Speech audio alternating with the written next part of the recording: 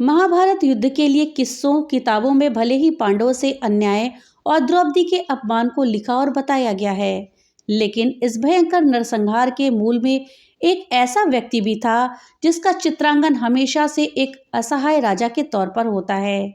दरअसल ये कोई और नहीं बल्कि हस्तिनापुर नरेश धृतराष्ट्र थे।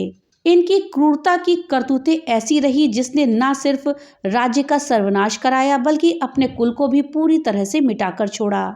धृतराष्ट्र बेहद ही क्रूर और निर्दयी थे और इस आदत के चलते वो जन्म से मृत्यु तक परिवार के लिए मुसीबत ही बने रहे। तो दोस्तों, धृतराष्ट्र के लिए और उनके राज्य के लिए सर्वनाश का कारण कौन दासी थी, कैसे सर्वनाश हुआ, आज इस वीडियो में हम इसी विषय में जानेंगे। इस जानकारी के लिए वीडियो में हमारे साथ अंत तक बने रहिएगा, जिससे कि आपको सही और सटीक जानकारी प्राप्त हो पाए। दोस्तों, कहा जाता है कि पूर्व जन्म के पापों के चलते ही धृतराष्ट्र जन्म से अंधे पैदा हुए थे। पूर्व जन्म में भी धृतराष्ट्र बेहद निर्दयी राजा थे। एक बार वे सैनिकों के साथ राज्य भ्रमण पर गए तो उनकी नजर तालाब में बच्चों के साथ अटखेलियां करते हंस के परिवार पर पड़ी, मगर अपनी क्रूरता मनोदशा के चलते उन्होंने सैनिकों से हंस की आंख निकलवा दी। दर्द से बिलखते हंस की असहनीय दर्द से मौत हो गई। बच्चे भी मृत्यु को प्राप्त हो गए। मरते हुए हंस ने उन्हें श्राप दिया कि तुम्हारी भी यही दुर्दशा होगी। इसके असर से धृतराष्ट्र अगले जन्म में अंधे पैदा हुए और सभी संतानें भी इसी तरह मृत्यु को प्राप्त हो गई। भीष्म ने धृतराष्ट्र का विवाह गांधार की राजकुमारी गांधारी से तय किया, मगर ज्योतिषियों ने यह सलाह दी थी कि गांधारी के पहले विवाह पर संकट है, इसलिए पहला विवाह एक बकरे से कराया गया। इसके बाद बकरे की बलि दे दी गई। फिर गांधारी को विधवा मानकर धृतराष्ट्र से विवाह करवाया गया।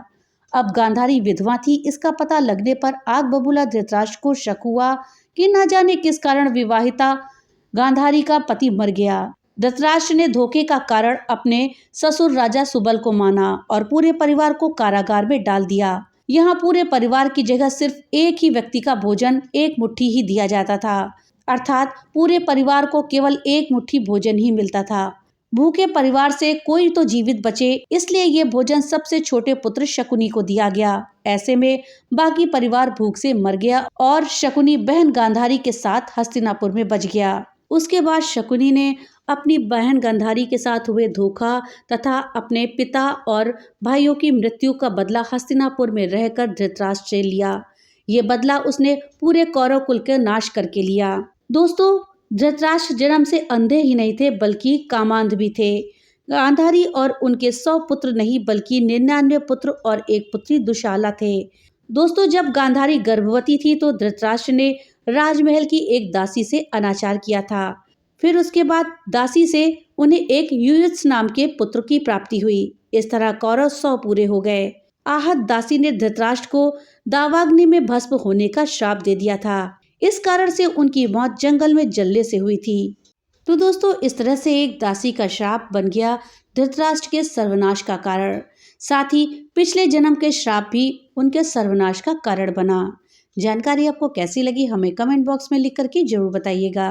वीडियो अगर अच्छी लगी हो तो वीडियो को लाइक और ज़्यादा से ज़्यादा शेयर करिएगा, जिससे कि ये जानकारी अधिकतर लोगों तक पहुंच पाए।